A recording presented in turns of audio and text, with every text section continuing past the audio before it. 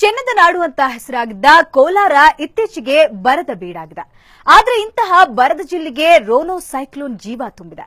ಅದು ಎಷ್ಟರ ಮಟ್ಟಿಗೆ ಅಂದ್ರೆ ಮಲೆನಾಡನ್ನು ನಾಚಿಸೋ ಸುಂದರ ವಾತಾವರಣವೊಂದು ಪ್ರವಾಸಿಗರನ್ನ ತನ್ನತ್ತ ಸೆಳೆತಾ ಇದೆ.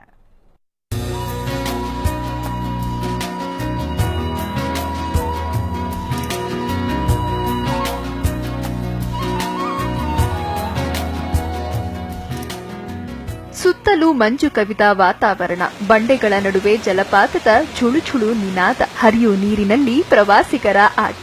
ಅಂದ್ಹಾಗೆ ಇದು ಕೋಲಾರದ ಅಂತರಗಂಗೆ ಬೆಟ್ಟದ ಸೊಬಗು.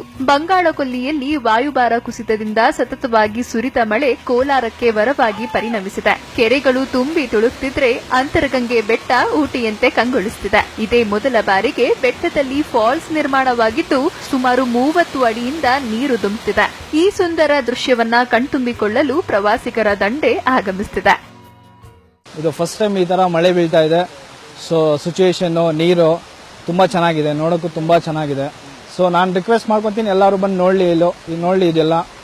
ಸೊ ಎಲ್ಲರೂ ಎಂಜಾಯ್ ಮಾಡಲಿ ಮಳೆನ. ಸೊ ಕೋಲಾರಲ್ಲಿ ಸ್ವಲ್ಪ ನೀರು ಪ್ರಾಬ್ಲಮ್ ಇತ್ತು. ಸೊ ಇವಾಗ ಏನಾಗುತ್ತೋ ನೋಡೋಣ.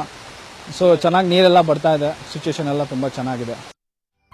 ನಿಸರ್ಗ ಸೌಂದರ್ಯ ಸವಿಯಲು ದೂರದ ಮಲೆನಾಡು ಊಟಿ ಕಡೆ ಹೋಗ್ತಿದ್ದ ಸ್ಥಳೀಯರು ಅಂತರಗಂಗೆ ಸೊಬಗು ಕಂಡು ಮಂತ್ರಮುಗ್ಧರಾಗಿದ್ದಾರೆ. ತುಂಬಾ ಹೋಗ್ತಾ ಇದೆ. ಈ ತರ ನೋಡಿ ತುಂಬಾ ಖುಷಿ ಆಗ್ತಾ ಇದೆ ನಮ್ಗೆ. ಜಾಸ್ತಿ ದಿವಸ ಆದ್ಮೇಲೆ ಈ ತರ ಕಾಣಿಸ್ತಾ ಇದೆ. ಈ ತರ 30 ಅಡಿನಿಂದ ನೀರ್ ಬೀಳ್ತಾ ಇದೆ. ಈಗ ನಾವು ಶಿವಮೊಗ್ಗ, ಮಲೆನಾಡು ಆ ಕಡೆನಲ್ಲಿ ಎಲ್ಲ ಇದೇವೆ ಅಂತ ಆತರ ಕಾಣಿಸ್ತಾ ಇದೆ. ತುಂಬಾ ಖುಷಿ ಆಗ್ತಾ ಇದೆ. ಒಟ್ಟಾರೆ ಬರದ ನಾಡು ಅಂತ ಹೆಸರಾಗಿದ್ದ ಕೋಲಾರಕ್ಕೆ ರೋನೋ ಸೈಕ್ಲೋನ್ ಜೀವ ಕಳೆ ತಂದಿದೆ. ಇನ್ಯಾಕ್ ತಡ, ನೀವು ಒಮ್ಮೆ ಇಲ್ಲಿಗೆ ಭೇಟಿ ನೀಡಿ ಈ ಸುಂದರ ತಾಣವನ್ನ ಕಣ್ತುಂಬಿಕೊಳ್ಳಿ. Mallikarjuna Kaidale, BTV news, Kolar.